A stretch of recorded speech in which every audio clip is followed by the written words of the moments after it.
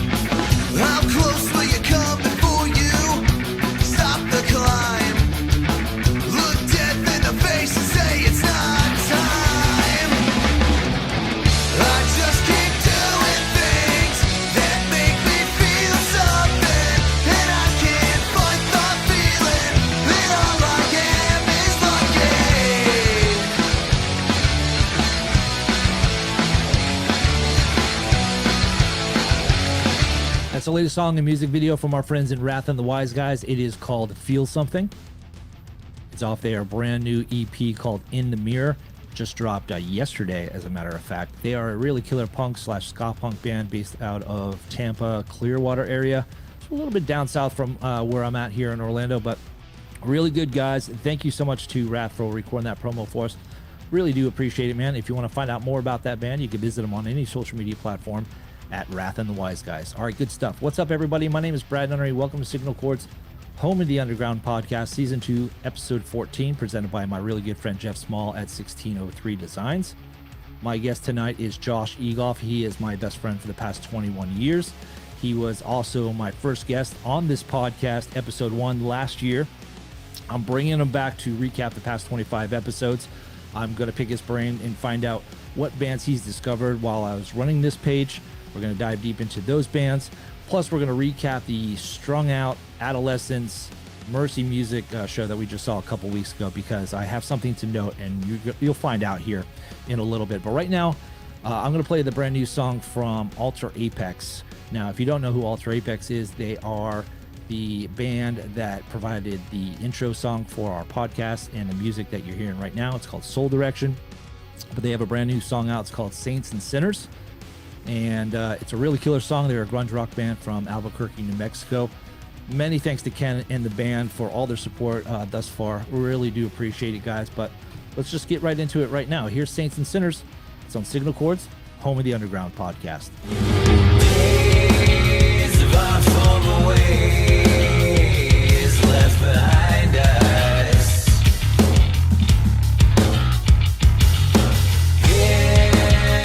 Hypocritic days still left on our tongues. We were taken by lies of a promised land.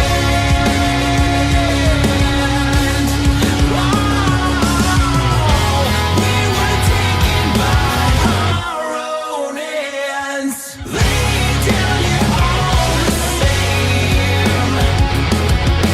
Give up and soul the game. You play the wrong way. The bigger you are, the harder you fall. Singing, oh, hey, we're the saints and sinners. Josh, what's up, buddy? What is happening, dude? Oh, you know, it's just a Friday night and I got nothing else to do, so I figured I'd ring you up and see what's going on. How you doing, bud? We have already covered this before you hit record, but I'm very insecure because your picture is so clear and crisp, and I'm grainy. Like I'm not happy with how I look. No, but I feel like I'm like a third generation copy, while you're crystal clear. You look good, buddy. So. Oh, thanks, buddy. No, you know, don't worry about it, because like half the bands, you know, that I've interviewed, you know, for the past 25 episodes, it's either, you know, the audio craps out or the video craps out and you look like Max Headroom and stuff. You know, I've had those kind of interviews, and when I download the episodes, they seem to be fine. So you probably actually look better once I download this episode, because that seems to be the StreamYard way. The most important thing about this is how good I look. So it's well, I love the beard, man. Like I love the salt and pepper, dude. So keep that going. I mostly have a beard because I am lazy and I don't like to shave. I did try, like I know people that have like the long beards. I wanted that so bad, dude. And during the pandemic, when I didn't work for like 8 months, my beard grows like out and not full and down ish. Really? Or I just don't know how to groom it. I don't know. Yeah, you got. I mean, they got so many products nowadays. You can you get like beard balm or whatever it's called. This is a very true story, and I had the beard going, and it was pretty. I liked it. It was kind of like big and bushy, and we're at dinner one night, just sitting here at the house having dinner, and Heather, my wife, is like, she just goes, "So what's going on here?" And that was my cue. I'm like, all right. I read you this. The next day, had to trim it off. I was like, damn it. Yeah. No, I decided. Okay. Yeah, no, I decided not to trim my mustache while I was on vacation, and I'm like, what? Screw it. I'm gonna go, grow it out. And I had a lot of scrubble, so she couldn't notice him. But once I shaved my face and I kept the longer part of my mustache, she looked at me last night. She's like, something new here. Like, are you doing something with your mustache? Why is that like almost like a handlebar mustache? And I'm like, I haven't trimmed it. I'm like, do you like it? She's like, yeah, it's all right. I'm like, oh, I like it. You know, then I'm probably fucking shave it off tomorrow. But you know, I mean, it looks like peach fuzz right now. You can't really notice it right now. I'd say roll with it, dude. Keep it going. Yeah, but it's like a spider. Like it keeps like trying to like get inside my mouth and shit. I gotta constantly. That's what I can't like understand. Like people with facial hair, it's like those little stray hairs get in there. Sometimes I have to. I got my little trimmer. Like I gotta keep this from getting too low. Yeah, too low. This is not the content I thought we'd be talking about. This is super fun. This is a great intro. Our facial hair. This is the free flow. So this is not I have grown to actually like and accept my aging. You know, I'm 47 years old, pushing 50, and now I don't mind. Like I kind of like the gray. You know, like I don't like. You know, I'm getting old, but what are you gonna do? You know, it's better than an alternative. You know. Yeah, better to getting old than not here at all. So let's grow old, man. Who cares? Yeah, no, that's the point of life, man. I know my sideburns. I got some gray on there, but I got super blonde hair, so it's really hard to tell. And I've always admired people with the salt and pepper shit, because it looks good on people, but like with me, it just fades in the blonde, so you can't really notice it until it's all over and I'm 65, 70, you know, in my wheelchair, and then I have my gray hair. But yeah, I'm 49 next week, actually, next Wednesday. So one more year, buddy. One more year. A little birthday outing action. Yes, sir. Yes, sir. But yeah, dude, thank you so much for joining the podcast. That was a good intro talking about our facial hair. But thank you so much. You and I kicked off the first episode of this podcast, and truth be told, if there's people out there watching this episode and didn't see the original episode and the dry run that we did, that I forgot to press record. I actually pressed record tonight, so we're good. We've got a couple beers, we've got a couple drinks, we're fine. But thank you so much for joining. I want to get you on here more, and I can't believe it's been a year since that episode now, because I'm starting to get things in my Facebook memories like, oh, I was promoting that episode. I'm like, man, that was a year ago. It's so crazy. I had that too, actually. I'm like, holy shit, damn, son. Yeah, it's been time flies, man. That's the weird, the craziest thing about getting old, man, is how well, a lot of crazy things, but the way time feels as far as how quick it passes by. It's like, God, it's already you know, August, and it's almost the end of August, and you know what's up with that, right? At the end of August, shit. Little 36 Crazy Fist. Yes, sir. Yes, sir. I know that. All right. I wish I could cut to that song. I love it because I'm gonna say that here in the house about 1,000 times, and they're like, what are you talking about? And I'm gonna be like, at the end of August. Yeah. No one's gonna get it, but I know you will. So rest in peace, 36 Crazy Fist, one of the greatest bands of all time. Yeah, for sure. Dude, I still have the T-shirt that I bought when we saw them at the was it still called Back Booth downtown? I think that the name had changed. I forget. When we saw them, not Back Booth anymore. It's called like 10 years ago. I wear that shirt all the time. I don't care. I love that shirt. Yeah. No, I just ordered a whole, I have like 3 vinyls now. It's like some of their most like not popular records. Like I have, Blister the Star or whatever, Bitterness the Star, but their 2, not their last record, but the 2 records before that, which weren't so great, but they had a couple singles on there that were really good. But I'm like, well, I just want it all, you know what I mean? And I'm waiting for, Snowcap Romance and all that kind of stuff to come out on vinyl and get all that shit. But yeah, no, it's end of August, and that's always fun. 36. It's always fun to annoy our wives. Listeners, people, everyone talks about a Snowcap Romance because that is a great, like, I've seen a few lists floating around where the top top 10 metalcore or albums of the 2000s, whatever, and that's always on there. But people sleep on Bitterness the Star. That record is a banger. There are some really good shit on there, and don't forget about Bitterness. That is a really, really good record. There's so many good songs on there. I'm so old, I still call them records. I don't know what they call them. These right. the album, the collection of songs, whatever you get. The Bitterness is so good, and so I'm excited to see Brock's new project, and I forget the name offhand. I didn't do research, but they released like one song. It's not on Spotify yet. It's only on YouTube right now. It's good stuff, but it's weird, man. It's like, they put it out like almost a year ago, and they haven't done anything, and they played like 1 or 2 shows, and then nothing else. Like you don't know what's going on. It's just like some bands are like that. Like most of these older bands that kind of go their own way. And I saw the other day that Haste the Day is back together and doing some stuff, and that's a blast from the past. Like when we were talking about 36 Crazy Fists, it's talking about Haste the Day because they were really huge when we were into 36, and it's crazy, man. But like just Brock with his stuff, man. He's such a good singer, and I don't know what that dude's doing, but he needs to be putting records out there, in my opinion. But oh well.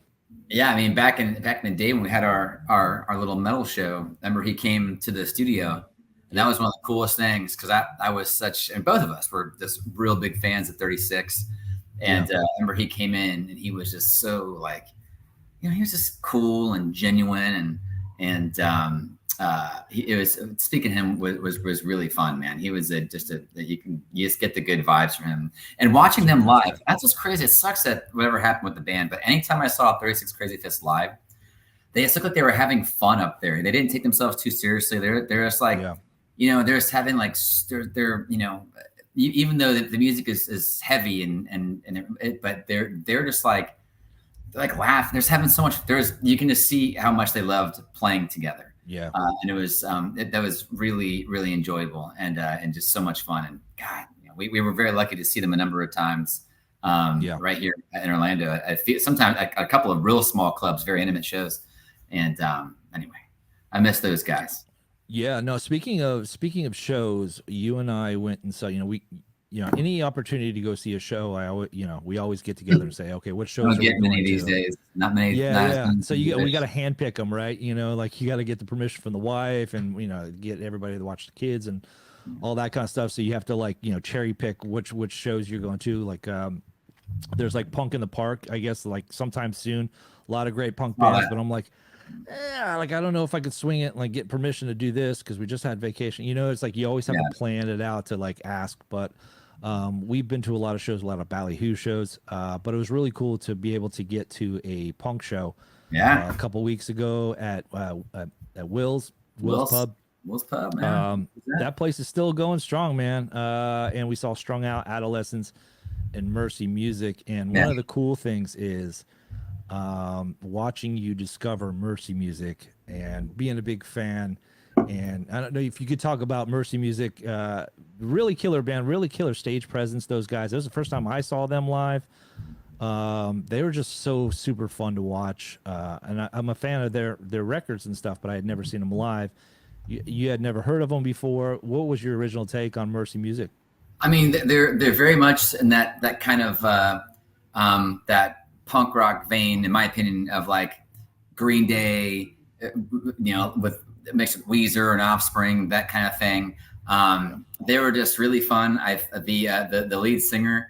Sometimes you see these bands, and you see these whoever, you know, especially whoever's, you know, whoever's leading the band, whether it's you know, there's always someone, whether it's the guitar player or the singer, like whoever is like the focal point. You know what I mean? Like, because sometimes the guitar player, but sometimes you can see these guys and it's just like you can just tell they're in their element, and like this is what they're supposed to do.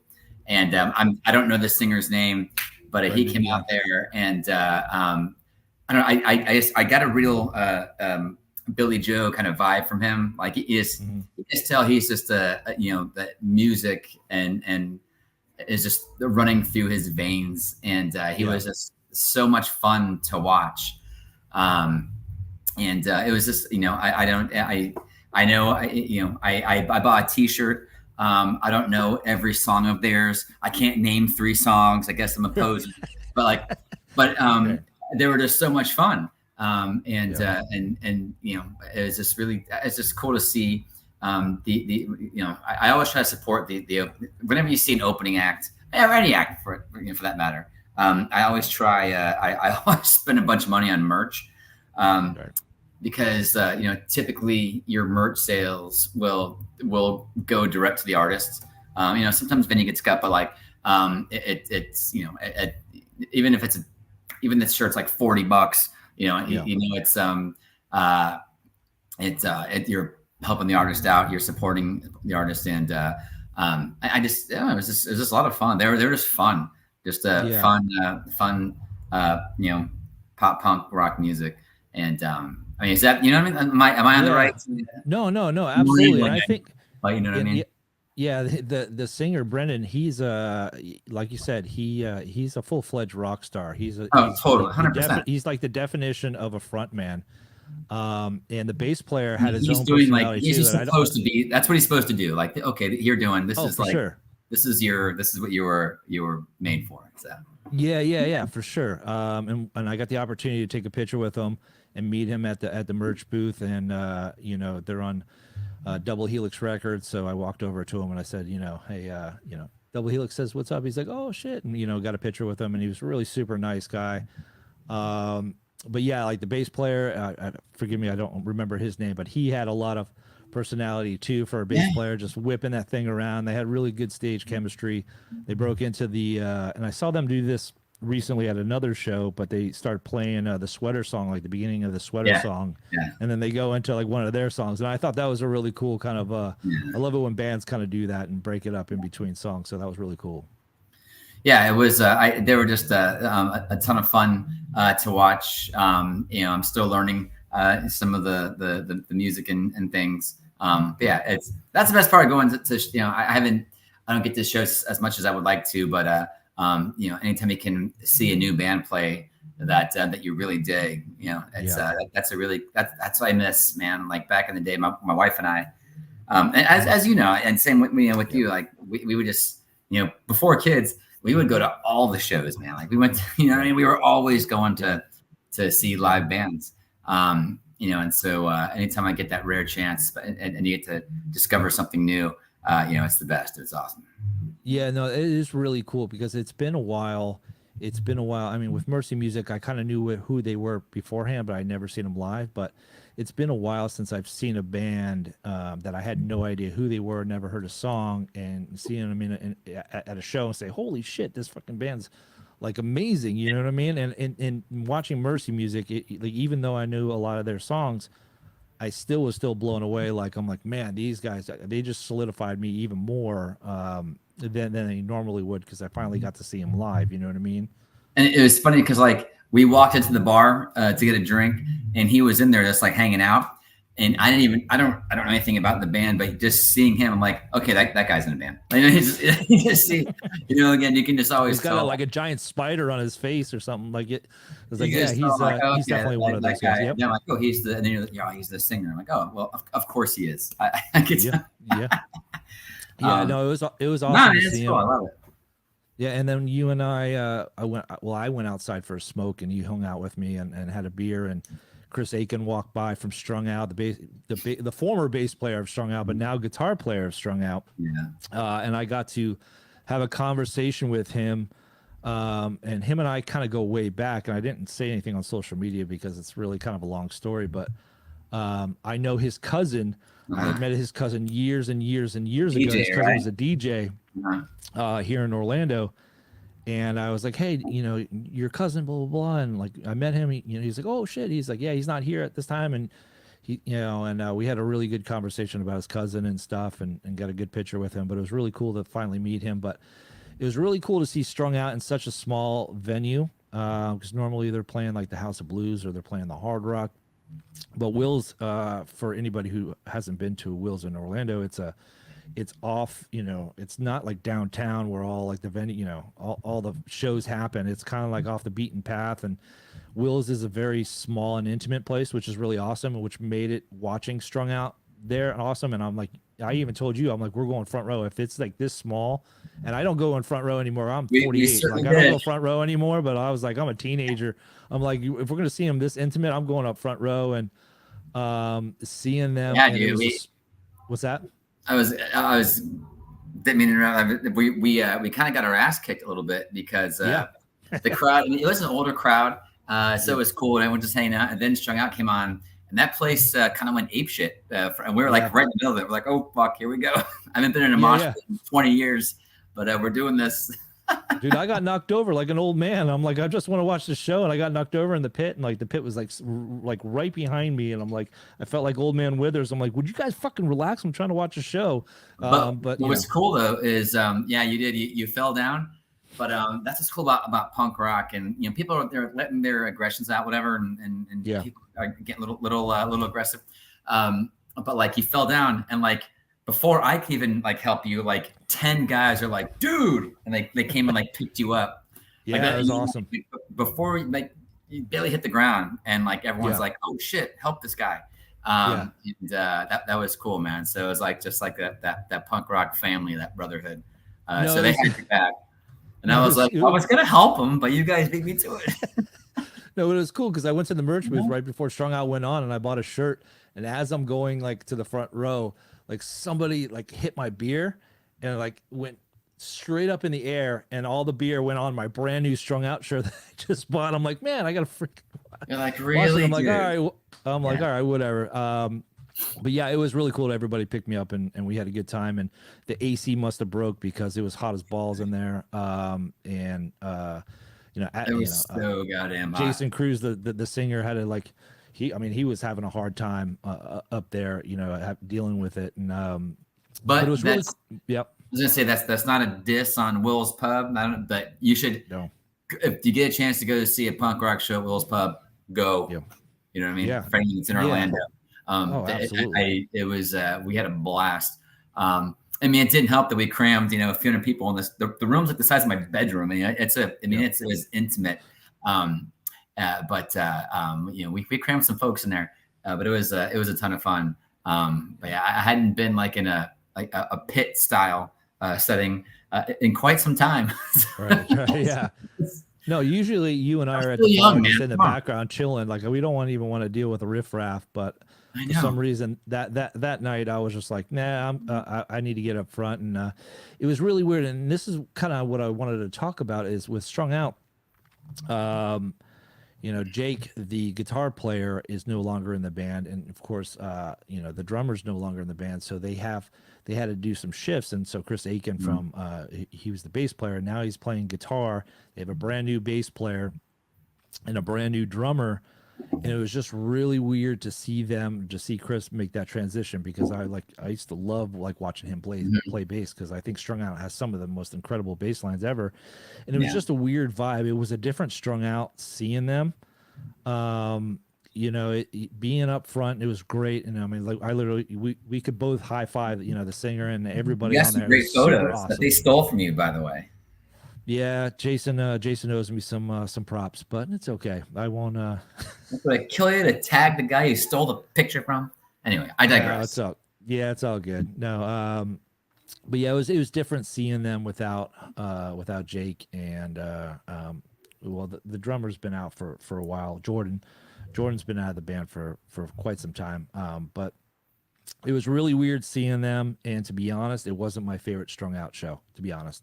I don't know if it was just the AC not working, or the fact that I could barely hear. I mean, we were up front, I could barely even hear it. And actually, when I started hearing it really good is when we went outside towards their end of their set to go smoke, and we watched them play from backstage, because the door was open. We could see them backstage, and they actually sounded a lot better, even though we were up front. It was weird. But it was a good show. It was good to get out there and go see a punk rock show, because I think besides Ballyhoo, I think Machine Head was the only heavier band that we had seen in between those times, at the beginning of the pandemic, right? So it was awesome. Yeah, that's right. Yeah, that Machine Head show was in January 2020, before the shit went down. That was awesome.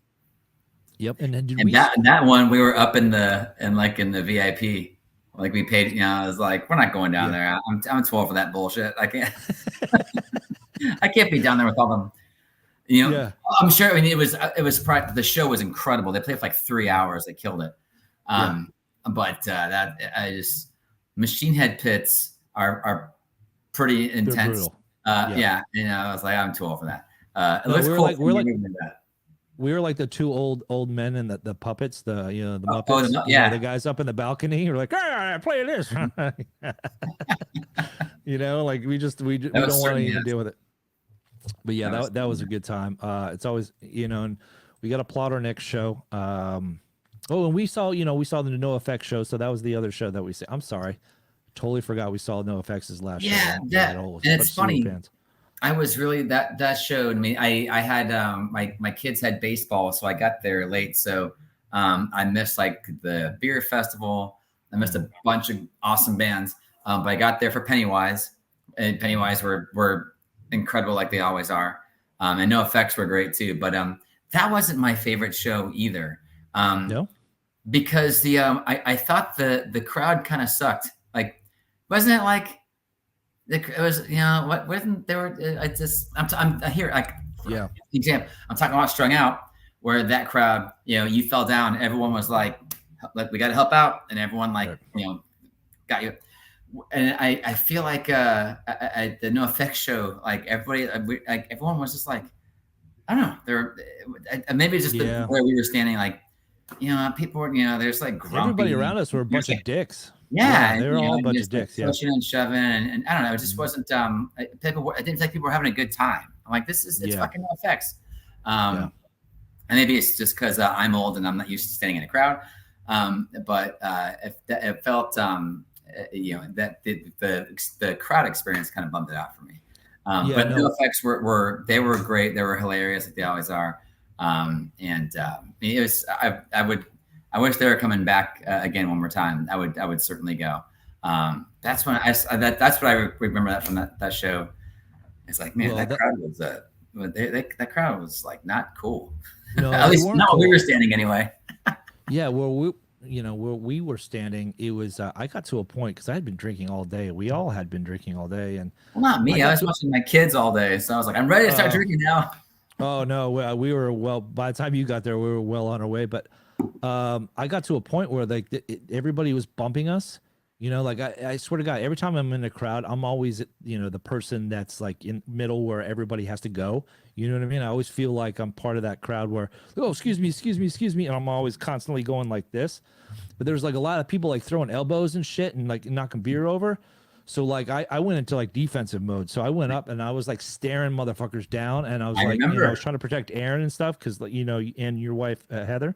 And I'm like, I just like let somebody bump into my wife or your wife. And I went into protective mode and I wasn't having fun at the show. And I'm like, you know, eventually after a while, I'm like, get the fuck out of here. I'm not having like a great show because, you know, I'm not having a good time because I'm sitting here playing freaking bodyguard and bouncer, you know, for our wives and for ourselves, quite frankly, you know what I mean? I wasn't having a really good time. And I think that's the, you know, I'm getting, you know, it was a crowded show. There was a ton of people there.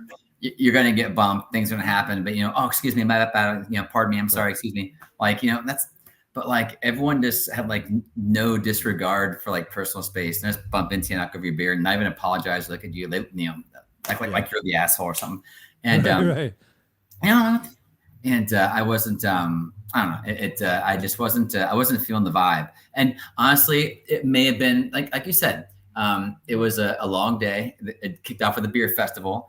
Now, I get there at the end of the day. I'm like, hey, what's going on, guys? They've been partying all day. So, what are you gonna do? But I don't know. It was still a great show, man. It was cool to see. Yeah, I'd seen NOFX a couple times at various Warped tours over the years. But seeing them, you know, and what's cool about NOFX is all their songs are like 2 minutes. And so they play like 1,000 songs and like it was like, oh my God, like they've been playing like for 40 playing minutes. all And the they hits. played like 500 songs. Yeah, it's one of those things where, and then we're and to kind of recap it, like we're on our way back. Like we didn't stay for the whole set. We kind of left between, like they had like maybe 3 or 4 songs left. Yeah. And Fat Mike was talking in the crowd, and he was like saying some like real like legit like ooh almost awkward like ooh like, and Erin, my wife, turns to me. She's like, I don't like him. He's the racist. Because he was like saying something about the black security or something. I'm like, he's not. I had to explain to her, like, she's like, I don't like this band. I don't like my wife is like so put off by Fat Mike and his on stage banner. I'm like, well, you just gotta kind of understand, like Fat Mike, like he says shit just for you know just for people to just get riled up, you know. It is what it is. It is what it is. It is what it is. Yeah, but yeah, it was a good time. Good time was had, and we got to plot our next show and figure that out. I think the Mad Caddies are coming, right, with Ballyhoo. Yes. Yeah, Soon, I think right? it's Mad Caddies and Ballyhoo, and they're coming to DeLand, if I'm not mistaken. I gotta hope I'm not. I'm speaking completely off the cuff right now. But what was Cafe Da Vinci? We went there. We saw Ballyhoo like a year ago, and for anyone that may be watching, listening in the Central Florida area, that place was awesome. I mean, I never go to DeLand for anything. You know, I'm not I don't frequent DeLand. I don't know anyone. It's 45 minutes away in the middle of nowhere. But that venue was incredible. So much fun. Cool vibe, cool people. I really, really enjoyed it. I remember telling Heather, I'm like, you have to come see this place. This place is awesome. So I can imagine Ballyhoo and Mad Caddies would be a killer show. So we definitely gotta go there. But yeah, Cafe Da Vinci. It was funny because I was interviewing a band called Ford the River, a really cool pop punk band, a couple episodes ago, and they're huge. They have a song. They have a song that they're doing a spoof for. It's Always Sunny in Philadelphia. And I was telling them how you wore your Rumham shirt to that Ballyhoo show. I saw that. I don't know what you mentioned it. And how like everybody, like you were like bigger than Howie and Ballyhoo that night. Everybody was coming up to you and saying, "Yeah, Rumham guy," and everybody's coming up to you. I'm like, Jesus Christ! Like I didn't know it was like that popular. I'm like, I knew it was popular, but like you were like the man that night because everybody was coming up to you and complimenting your Rumham shirt. And what's funny, I've had that shirt for a while, and it's by me and my boy, Houston Bailey. We have discussed this before, where you get a shirt you like and you retire it for a while. You don't wear it for like a lot, like years, then you bring it back and it's like fresh and new again. And that's, I mean, I've Yeah. had that shirt for so long, and I stopped wearing it for a while. And then every once in a while I'll bring it back out, and it's always a crowd pleaser. I will say that it's because it's like it's the Run DMC, right? Instead of Run DMC, it says Rum Ham, right? yeah. And it's there's this an episode where you have to watch the show, man. Danny DeVito is fantastic as Frank Reynolds. Yeah. And it's exactly what you think it is. There's a part of the plot that surrounds a ham injected full of rum, and rum ham. It's great. There's a whole Castaway part of it from the movie Cat. It's a thing. Yeah. You gotta watch. Yeah, no, I mean, I've tried to watch it, and I mean, I love all the characters, I love all the actors and all that kind of stuff. But it's the jokes are just like constantly, and I'm trying to get to the punch. Like the punchlines are like every 2 seconds, and it's like, I don't know, it's like chaotic for me, like for my brain to like, I don't know, it's just one of those like fast talking things for my brain. I mean, like I get it, like I understand the concept of it, and the writing is incredible, and the jokes are incredible, but for some reason my brain's like, okay, those jokes are coming too fast. They're coming too fast, because like almost every line in that show is like a joke. You gotta be on your feet, you know. Yeah. No, but it's all good. But yeah, we'll definitely have to do the Mad Caddies and all that kind of stuff. But it's always great getting out to shows with you and doing all that kind of stuff. But I want to kind of turn the wheels now to let's talk about some of the bands, because you and I have a long history of talking about bands, and one of my favorite things to do with you and our friendship over the past 20 years is, you've done it with me and turned me on to bands, and I love like turning you on to bands. Let's talk about some of the bands that you've discovered or that you and I have talked about ad nauseum about, and how great they are.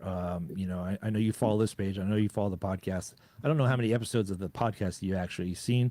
But I know that you and I have had a lot of conversations about a lot of the bands that we help promote here. And if you want to kick things off, I'll let you start and tell me about one of your, because I know we've already talked about the bands that we're going to talk about, but the number one band, what's the, out of the 3 bands that we're going to talk about right now, what is probably the one band from our conversations and from this page and podcast that you love so much, and why do you love them as much?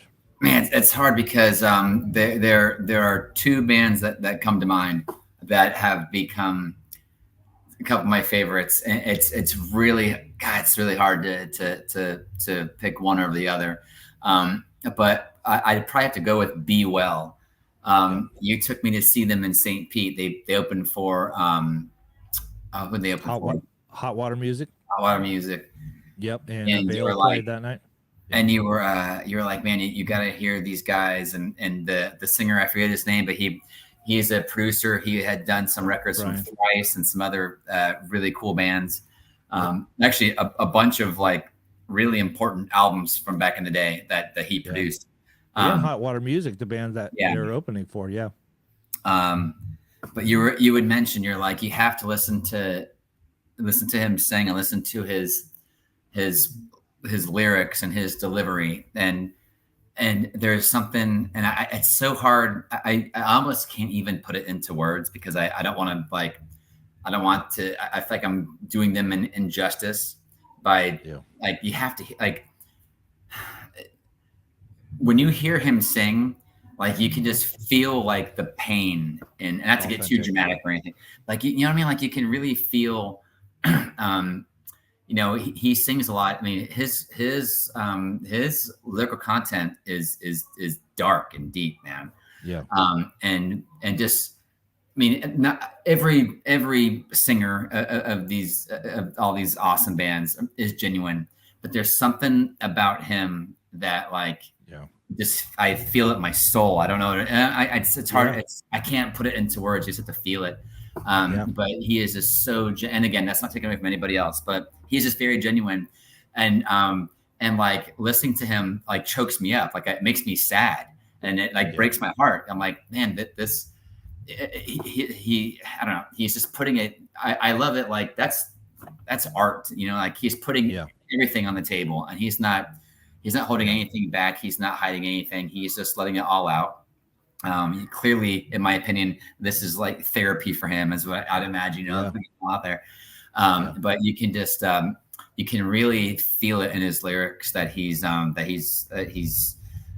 that, you know, all of this life is hard, man, you know, and I don't know, I now I know I'm just rambling, but there's just something about hit. You can just, I can't, you can hear it in his voice. He's authentic, right? He's authentic. I mean, you could tell, and you know, and what makes it like so awesome is that his voice will crack in some of the songs to where it's like it's not perfect, right? It's like it's coming from the heart, and that's what kind of like draws you in. It's like it's not the perfect note, it's not the perfect this or whatever, but I mean, he's genuine, screaming real, just screaming it out and like just unleashing his demons or dealing with issues that he has. And you know, the first record that they had, you know, it was The Weight and the Cost. You know, when I first heard it, and before the show, you and I sat down, we had this like Airbnb, whatever, about a mile and a half away. No, we're like crying, listening to this stuff. We're like, shit. I was like, dude, I was like, look, read the lyrics and listen to the song, and listen to the song while you do it. And like you were like, holy shit. Like after each song, you're like, holy shit.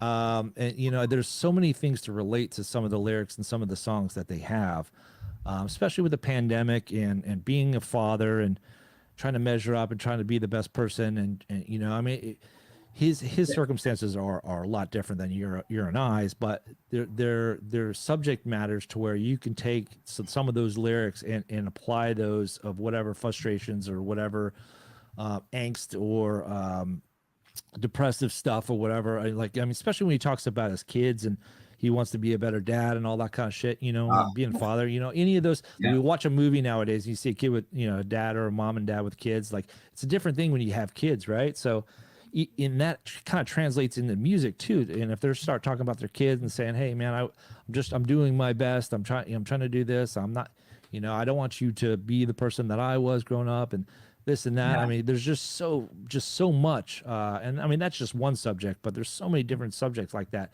within each Be Well song. That's just, you know, it's ripping, man. And like you almost like using it as therapy too. And that's what the great thing about music is.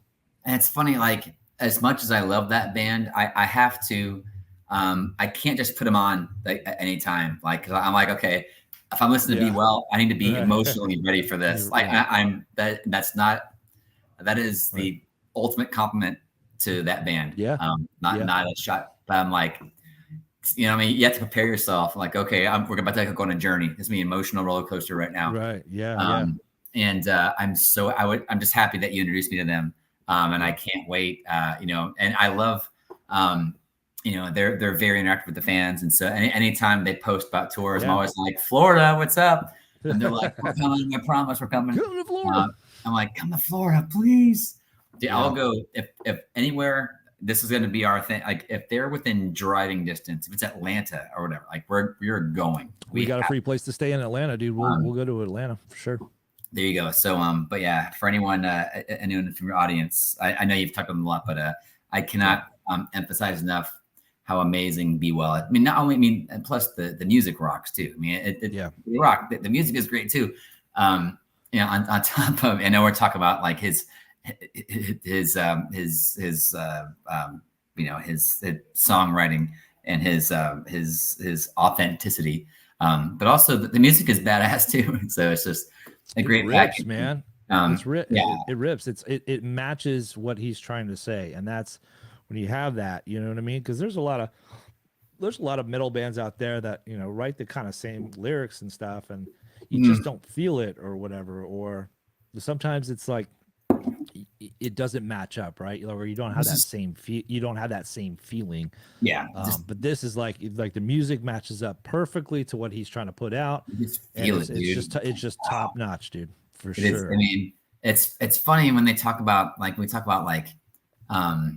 heavy music, and I've always thought that heavy can be more than just like, you know, heavy ass riffs. Like their music to me is heavy, like heavy emotionally. Or it's like you listen to it and you're just like, fuck, You know what I mean? It's Yeah. like draining a little bit because, but it moves me every time. And so, Yeah, I think I texted you. I was dropping my kid off at our friend's house for a sleepover, and a tap I can't turn off, which we're going to play here in a second.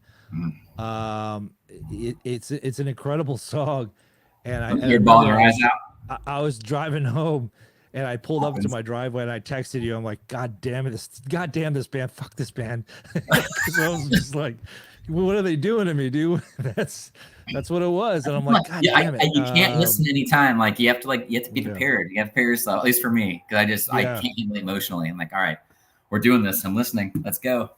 Yeah. Oh, for sure. All right, so let's talk about Mad props to Love Be Well. If anyone from that band happens to catch this, come back to Florida, please. I want to see you again. My avoidance has been habit forming. Tell my best to tell a different story, but I feel degraded, bred in my thoughts. Now I take a tap, I can't deny. I follow footsteps that are winding path of the things I know I lack. Found the thread and I traced it back, but I struggle to be the person that you still seem to see.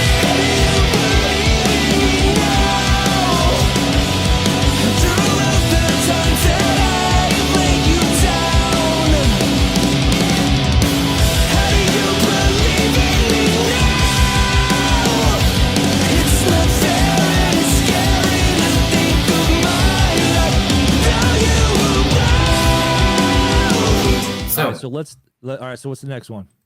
Dude, I'm so proud. You know I'm gonna mention, right? Risky and the Ridicule. Oh my god. Yeah. They are the most fun punk rock band that I've heard in a long time. And I hope they need to be bigger. Everyone needs to hear them. They are so good. What do they call it? What's the punk style? Is it like grime punk? It's grime punk. Called grime punk, yeah. And it fits that terminology. When I think about grime punk, that's exactly what it is. And you have to forgive me. Is it Platinum Statues? Is the Platinum Statues? Yep. Dude, every song on that record is a freaking banger. The singer, I really like his lyrical content. I like he speaks. It's funny.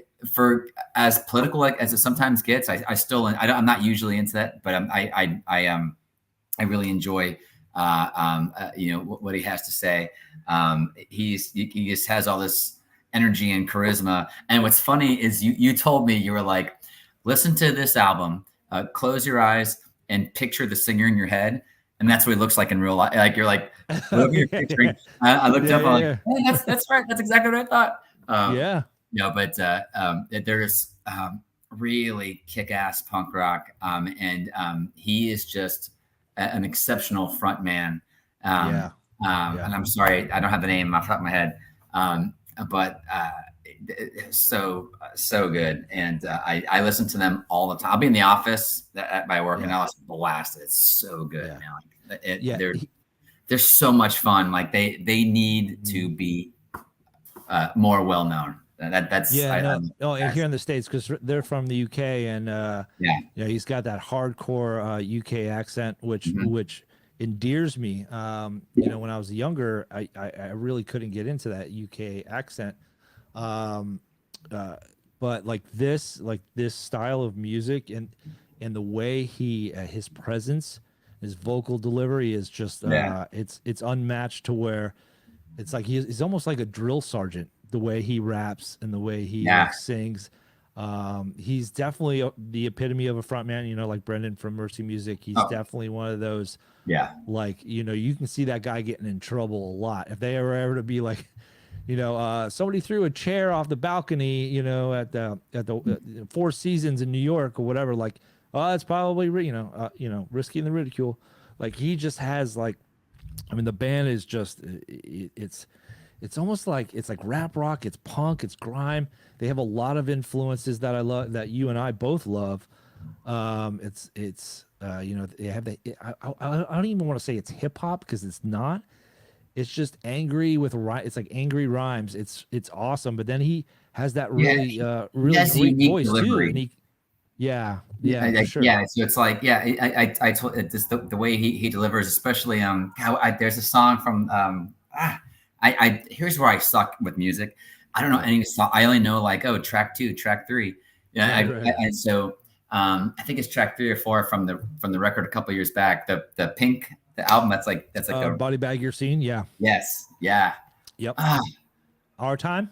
Like a song. Yeah, that's it. Our Time. Yes, Our Time. And there's just a part in the song where he is just like going off, and it's just like da da da da da da da da da, and it's just like, and just listening to it, like I get fired up.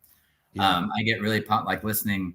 What's the you know my name, but I don't know. Yeah, we're gonna play their music video here in a second. Yep. There's that part in the song when when he's just like, I'm the fucking landlord. This is my house. And I'm like, just listening to that just here, I'm like, I get fired up. I'm like, oh, let's fucking go. Like, it is one of those, you can tell it's one of those where you put it in headphones, like if you're an NFL player or, you're a boxer or whatever, like your pre-show, like playlist or whatever, you put Risky on there and it just gets you hyped. It's I'm getting hyped thinking about it right now. I'm like, yeah. You just want to jump off the roof and totally whatever. Just jump in the pit. Down. Let's do it. Yeah. The Risk and the Ridicule, man. I'm so happy introducing to them. Don't feed the trolls, demanding a bridge for a reason. The beautiful people want a bridge and go under somewhere decent. Face to face, you got shit to say, it's beef and I'm eating. I'm taking off heads, like I'm the king and this is treason. The capitalist machine in music industry is in parts. First, the mainstream will eat anything that they put into the charts. Second, it's not about talent, it's about who's down to sell their hearts. And the third is watch the underground and go steal all of his art. Fucking Rembrandts and the Nazis, imposters hiding in the dark. And any musicians who want to go get it, I'll come and tear you all apart. You better watch your mouth. I'll come to your show and I will bang you out. I'm the fucking landlord, this is my house. I am not normal, I am something else.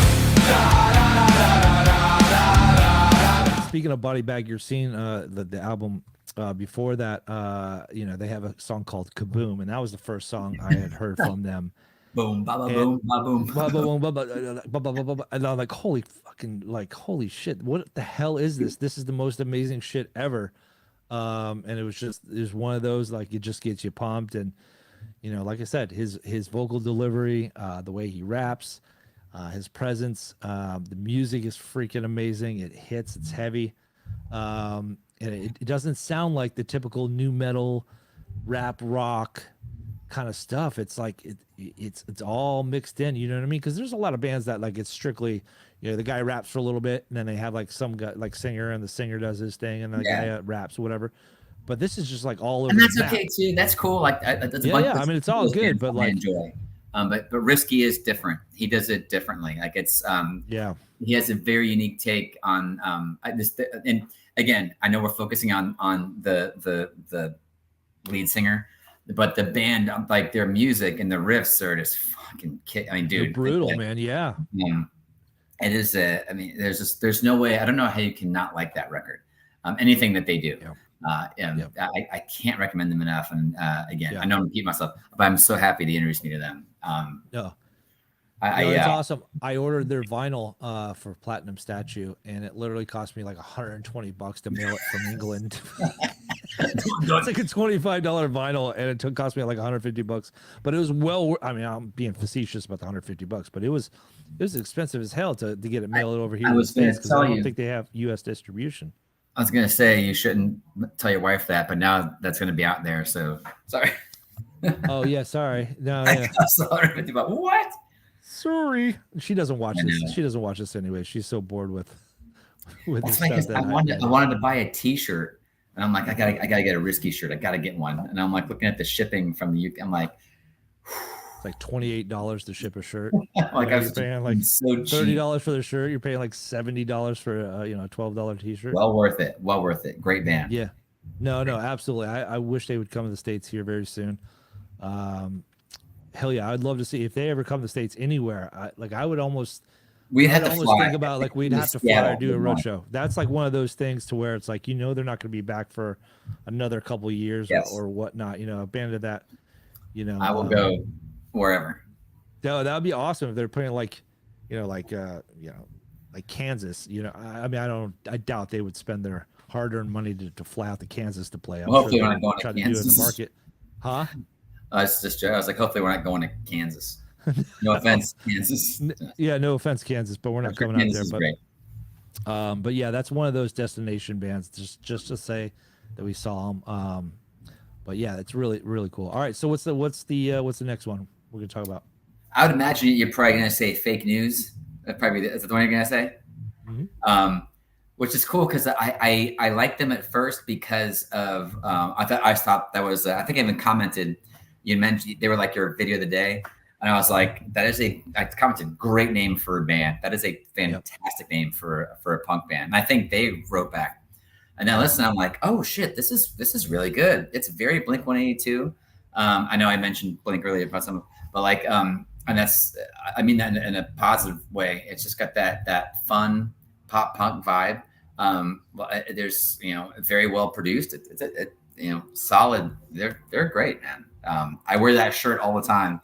People always, and it's funny because people look at me all the time. Am I being political?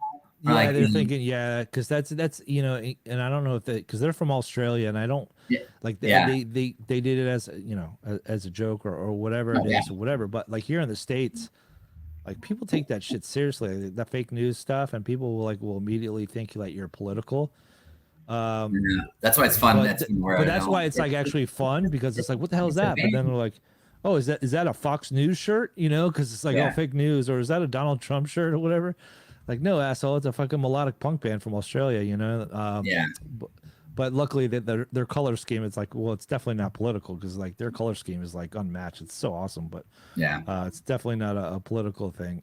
I do love fake news. What I will say about this band, melodic, they remind me a lot of Millencolin, Lagwagon, the Bad Religions of this world. You know, here in the States, a lot of stuff that in the 90s I was like hardcore into, and they're carrying the torch from all the stuff I listened to back then. The torchbearers, you know, and they're Australian, which like gives them added Super Mario bonus points, because my really good friend is married to an Australian, and during their wedding I made friends with like 12 Australians, and they were like the funnest dudes I've ever met in my life. And Fake News seems to be like one of those like kind of bands too, because they're always joking around. They're like, that's a band I just want to hang out and party with and just like get to know. You could tell that they have a really good time. I know all those guys have other careers outside the band, but they write really good songs, or really catchy songs. They have a really good song called 2020, which is about the pandemic. I believe it's about the pandemic, but they have a new record out a new EP out called Time and Place, and we're going to play a song called Rewind. It's a really great song as well. But I love this band because it sounds like everything that I've listened to, not as a diss, you know, not being but it's just I love, that's the style that I love. I love that melodic punk style, that skate punk, melodic punk, you know, kind of stuff. They do it well. They're right in the wheelhouse, you know, and the singer can sing. The lyrics are awesome. You know, it just seems like they're just a fun band. And through the hands of time, we cannot rewind. Memories are coming back now. This is how it ends. The story will depend. Breaking through the vines that held us down, holding us down before we can run away from fear. Fear that won't last. We will not hide away from here. Fear that won't last. Fear that won't last. We will not away from here. And they're really nice guys, and they're really huge supporters of this podcast. And they were very nice to send us some shirts and a CD and all that kind of stuff. And proudly represent them, and half my pictures on Instagram are me in that damn fucking fake news shirt because it's the only one that like actually fits me like okay. You know, all the other ones It's I can very wear well once fitting and then like, you know. It's funny because you and I have so many of the same like band shirts, or a handful. And like, hey man, don't wear your Ballyhoo shirt or don't wear your fake news shirt. Like if we're gonna go out somewhere, like we have to like coordinate. Because I had a birthday party here for my son earlier this year, and we are both wearing our Howie Spangler shirts. And I was like, "That's awesome! I don't care. This is cool." I'm like, man, I like your style, dude. I like your style. Yeah, but we're wearing black shirts. It's like 98 degrees out, and we're wearing black Ballyhoo shirts. Yeah. No, it's funny. There's kind of a running joke for my day job. I do events and have a huge event coming up next weekend, and we're selling a bunch of merch out there, and they're making fun of me because I always want to sell black T-shirts, but they always sell. And I was like, and they joke, that's all you wear, black T-shirts, and that's literally today. I was working from home here, and I was doing my laundry, and I'm folding my shirts, and I was like, I might have a problem. Like literally, it's just I'm wearing a white V-neck right now, which I never do. Yeah, that's brave. V-necks are brave. I'm being very brave right now. But I do have a black T-shirt problem. Now I have black shirts, and they're either a band or like Florida Gators. Or, you know? Yeah. It's but I will say it's black. It's a black shirt. Yeah, because you can stain that shit. No one would ever know that you have all these stains on it, all that kind of stuff. It's a universal everything. shirt. Whatever shorts I'm wearing, there you go. Or pants, whatever, jeans, whatever. No, the only time I regret the only time I regret having that black collection, because I'm just like you. I like everything's black, but and then I'm packing. We just spent the last week in New Smyrna. Yeah. New Smyrna Beach. We had like our Fam Fest and stuff, and I'm like packing and I'm like, holy shit. So I have like my night shirts where are the black shirts, like what I wear at night. And I'm like, and then like my day shirts, I have to find like these old beaters, all these old shirts that are gray that have beer logos on it, like total dad shirts that I have to wear on the beach because I'm like, I can't wear a black shirt when I'm setting up the tent and hanging out or whatever. But because it's freaking brutal on the beach, and I always take inventory every time I do a fan fest, and we go to the beach every year. And I'm like, man, I need some more old beaters, or I need some more gray shirts, or this and that. Yeah, it's just brutal. We may have mentioned this on the last podcast, but do you have T-shirts that you love that you never wear? Oh, 100%. I have a whole closet full of that shit. Why? It's like, me and Houston have had this discussion too. It's like a man thing, right? Like I have shirts. That's funny. I actually got a couple of shirts. I was on vacation in Colorado a couple weeks ago, and I got this really badass shirt from Steamboat with it's just this cool like skeleton shirt in the back. It's got a skeleton like camping out. It's just cool. And I'm like, I'm not wearing that. It's gonna get ruined. Like, why? Yeah. Why would I buy it? Like, what are we doing? Like, why do we do that? No. Yeah. No, I have 30 shirts. I wear 4 that I rotate, and that's it. Oh yeah. No, see, I'll wear them if they fit me well. I'll wear them, but there's a lot of shirts like I wash them once and then they never fit me. And I bought these 2 no fun at all shirts, and it's the No Fun at All logo, but it's it's the Play-Doh logo. Yeah. It's like their old their old logo, and I was so psyched to finally get like No Fun at All shirts, and I got it. I wore them once, and then literally the second time I washed it, the sleeves were like this. And I'm like, Jesus Christ, I could never wash them. So I have like these 2, my favorite No Fun at All shirts. Like I can never wear, but I'll never throw them out because they're No Fun at All shirts. And there's a lot of shirts that are like that I can't fit in. And usually what happens is I usually cut the sleeves off. If they're black, I cut the sleeves off them, and they're undershirts. So I'll wear them under my my work shirts. So, that's what happened. Speaking of black shirts, when we went to the NOFX show, I bought a Pennywise shirt, and it has a green shirt. And my wife had about the same one. Yep. And she was like, "I'm so proud." The true story. But Heather was like, "I'm so proud of you." She's like, "You bought a shirt that wasn't black. It's a green shirt." Right. I washed it a couple times. Now it's like short and wide. I'm never gonna wear this again. but I Yes, still have it. I'm not here. getting rid of it. Why? 'Cause it's Like, that, what am I doing it's with that it? shitty Gildan. It's that shitty quality Gildan. You know, that old school. Like, why haven't bands like listen? This is What a am I? I'm PSA not for gonna wear it. all Why you am I bands keeping out it? there. Stop fucking printing on Gildan fucking shirts, dude.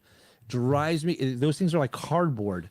Like they might be cheaper, and that's all fine and good. But if you want people to wear your shirts more than once, you know what I mean? Like they want people to wear their shirts and represent the band, but it's hard to do that when you wash it once and it becomes that Yeah, tea thing. And that's exactly what I'm like, the oh, last time I wore man. that Pennywise shirt was that Maggie's thing, you know, when Maggie was playing at the bar. And then I'm like, I looked at a picture of me and like, again, the sleeve came up to here and I'm like, Jesus Christ, I can't wear that shirt anymore. And we pay like $50 for that shirt at the show. It's like $45 for that shirt. Wore it once. So, but I've seen people, and I gotta find somebody who's creative with weaving and doing all that kind of stuff because I have 9,000 shirts that I don't wear. Create like a blanket or a pillowcase or like some kind of collage or some kind of like macrame or some kind of shit or whatever. And make double use out of it. You know what I mean? I don't know. Yeah. This is all very interesting talk. So I don't know Very if people are still talking. excellent content. That's funny, but I just it's just a weird thing that we do with Yeah. with shirts. I don't know why. Yeah, no, but I think everybody has that same problem, right? So it's I think everybody's probably like, yeah, fuck that, fuck Gildan. That's why I bought. We talked earlier about Mercy Music. I bought that shirt, and it is a really cool. The design is just fucking is so cool. Like I've only worn it like once because I don't want to have to wash it and make it shrink. Right. I want it to stay perfect. So, but why? Like then why would I even buy it if I'm not gonna? I'm afraid to wear it. 'Cause I don't want to ruin it. Like it's a great shirt. I'm not gonna wear it. Yeah. Like you're a dumbass. Like I know. Well, I mean, it is one of those things. I hate. That's nothing worse than forking over the cash for the shirt, and then you wash it once. And I air dry all my shirts now because I learned the hard way that I never dry any of my shirts. I air dry them everything, but when you air dry them and then you try to put them on and then they don't fit, that's like Jesus Christ. And then you're like, okay, it's going into the island of misfit shirts. And like in my closet, it's like 9,000 shirts that don't fit me, but that I refuse to give away. That I'm like, maybe one day I'll mesh it all, or I'll sew a blanket when I'm 80, and I'll be on the man chair. Someday this is going to be something cool. I'm not getting rid of it. There's no freaking way. Yeah, I gotta figure something out how to reinvent those shirts to make them something else, but make it some artistic kind of thing. I'm trying to figure that part out, but because I got a lot of material to work with. I do on a completely side note, by the way, I took a few notes here, things I want to break on the podcast. I wanted to mention this. If we can take a break away from shirts for a few minutes. Yeah, let's please do, because we talked about shirts for way too fucking long. So listen. So I mentioned this briefly on the last podcast we did together, but as far as this band, but as you know, a couple weeks ago, the family and I, 3 weeks ago, we spent about 10 days in Denver, and we went to we went to Denver. In Colorado, we went to Denver, Breckenridge, Steamboat Springs. But on our last day there, Heather and I, the grandparents were watching the kids, so we kind of had a day. We went up to Evergreen for a bit, and then we stopped near.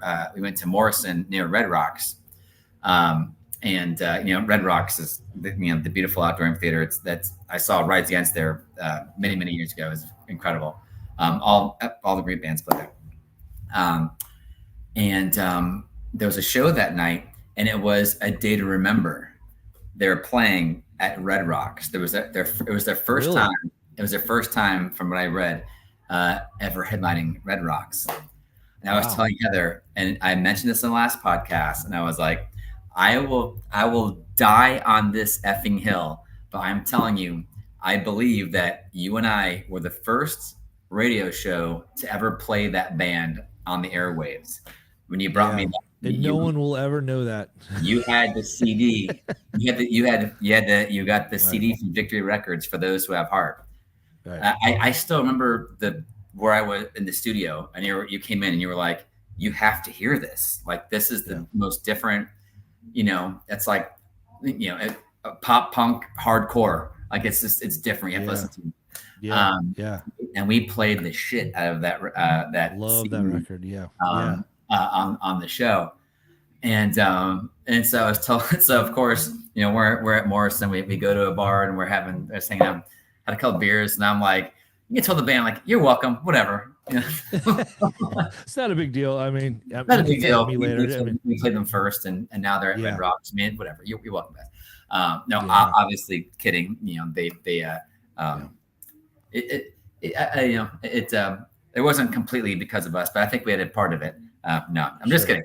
But no, all joking it is that was one of the great things about, because just to fill everybody in, you and I had and two other guys, Bones in Vegas, had a punk metal hardcore show Saturday nights that we played, you know, a whole bunch of different crazy shit, from punk to metal to hardcore to any of that kind of stuff. And it's a lot of the bands that we would play, like Rise Against and A Day to Remember, Volbeat, we would play them before actual corporate radio got a hold of them, before they became big and they had signed to big labels and got the label push. Like, we would get copies of these CDs and we would discover them and we would play them. And then once they would, when we called it graduation, they would graduate from our show, and then hit the mainstream and see, you know, any Rise Against stuff, any Volbeat stuff, any A Day to Remember stuff.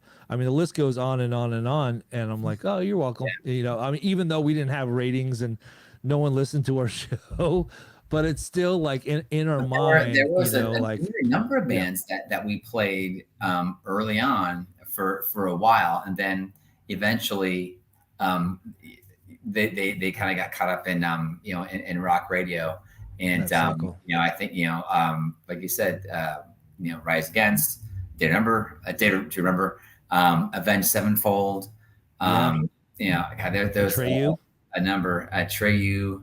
Yeah. Rise Against was definitely a big one. Volbeat for sure, way ahead on Volbeat. And that was just such a cool Flogging thing Molly to do that. But yeah, Drop man, Kick Murphys. I still I'm like, we definitely had to be the first show to ever play that band in my head anyway. So that's kind of cool. Like, and look at them now, man. Again, I know it's, you know, I'm not saying, oh, wait, but it's just a cool thing to remember those days. Like, oh, this band is cool. They're from Ocala. You should check them out. Let's play on the show. And now here they are playing freaking Red Rocks. Yeah, it would have been really cool if you had gone to that show. If you guys could have made it out to that show. But I know you had your kids and didn't have. We were flying out early the next morning, and we're just and it was sold out too. The show was sold out, so the resale tickets were crazy expensive. Oh, I can only imagine. And not cheap. So I'm like, shit. I'm like, well, they'll be back. We'll see them in Florida sometime. They'll come back around. Yeah. But I just thought that was just a fun story. Like, it's cool to see how far some of these bands have come from when they were no. But in fact, I remember the first time I saw them. Heather and I went to see them at House of Blues, and they're opening for somebody. God, this is so long ago. And they came out and they're like little kids on stage. They were so young, but they were fantastic. They were so good. Yeah. Like, we just knew, like, sometimes you just feel like, okay, these guys are going to be fucking huge. Like they're going to blow up. Yeah. Which they did, which they deserved to. They were the first there, you know, and this is not a diss on any of those bands. But you know, they were the first to really do that, like, you know, the pop punk with hardcore breakdowns. Now there's a bunch of bands to that, and they're all cool bands. Oh yeah. They're all cool bands. But I think, I did remember they were the first. You know, they were like really the OGs of that. So they were the head of the game on that. So props to them. No, I'm still a huge fan. These guys are great. Oh, dude, they've put out a lot of great music over the years, and it's really cool to see, you know, these bands get bigger and bigger. And that's what, you know, I've been doing this for like 3 or 4 years now. 4 years. Yeah, 4 years. And there's some bands that I played 4 years ago that are like huge now, you know, or they're not, I shouldn't say huge. I should say like they've reached that next level, right? They signed with that big huge indie metal label or that big huge indie, you know, alternative label, but they're not on radio yet, but they you know, they have music videos for everything. You could tell that they've got money behind them now. So it's really cool. Every once in a while I'll see a band, I'm like, did I promote them? And I could see whether or not whether or not I did it or not, you know, like it's pretty cool to see it. You know, I still get that kind of like that feeling that you and I had, you know, we were playing the Volbeat and A Day to Remember and all that kind of stuff. But yeah, it's you know, it's one of those things. There was a point I was trying that I was gonna, yeah, it just came in, dude.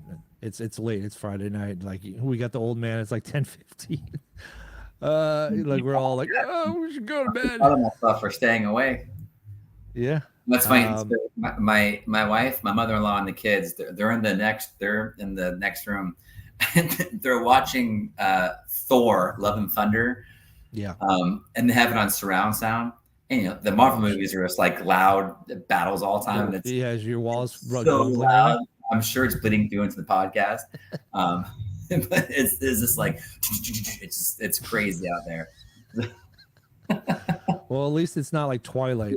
Aaron likes watching Twilight and some J-Lo movies, dude. And like it's really quiet on my side of town. So like I have my headphones on and I can tune her out. Right.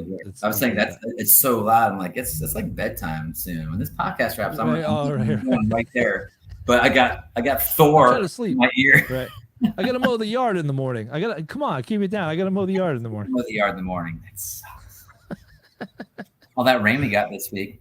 I'm like, man. Oh yeah, I know. Do the fucking don't even get me started. Don't even get me started. But no, dude, thank you so much for joining the podcast, dude. We're gonna have to get you back. It's always good to. I mean, I could talk to you for like 3 hours, and we can talk until we have enough beers and we're not making sense anymore. But thank you so much for joining. We're gonna get you back on, and eventually, here's what we're gonna do. I'm gonna try to get Ballyhoo on the show. Maybe that's a goal of mine next year. Because or Be Well or Fake News or Risking the Ridicule. If any of those bands want to be on this podcast, and this is a call out to Be Well and Risky and Fake News. If you guys want to be on the podcast, I'm going to get you on, because if I have any of those guys on, you're going to be on it, and I'll get you on more episodes. I just don't know how long with these episodes, I just don't know how long I could edit it, because I edit everything on my phone and my app. I don't know how long my app can. I can do an hour, but I don't know if I can go over an hour with my app and editing. It's really long story. I'm gonna probably edit this part out, but yeah, it's been awesome talking to you, man. And you know, I want to hear about your vacation. We'll catch up about your vacation and how everything went. And I definitely have some. Definitely some stuff that I'm going to talk to you about as far as my vacation. So, I already told Heather about it. I don't know if she's told you, but we'll recap and all that kind of stuff. But thank you, thanks, brother. I appreciate it, man. Thanks for everything. Yeah, man. I hope I always I don't think I'm that interesting, but I'm having fun, and hopefully it was. Hopefully someone enjoys it, but yeah, it's always fun, dude. Me and you can sit and talk music like you said for hours now. It'd be 4 o'clock in the morning. Like, oh shit, we should have been there. You know, with some garage beers, talking about bands. You know what? We should do like a Instagram live and do garage beers. And we talk about fucking music and shit, and like people ask it. You know, we'll ask people questions, and they can ask us questions, and we'll do all that shit. That would be really cool. I will never turn down. I don't get garage beers much these days, so I will absolutely not turn that away to have some garage beers and talk tunes and yeah, man, and just cruise through 50 as I get there, man. Yeah, buddy. Yeah, we'll do it.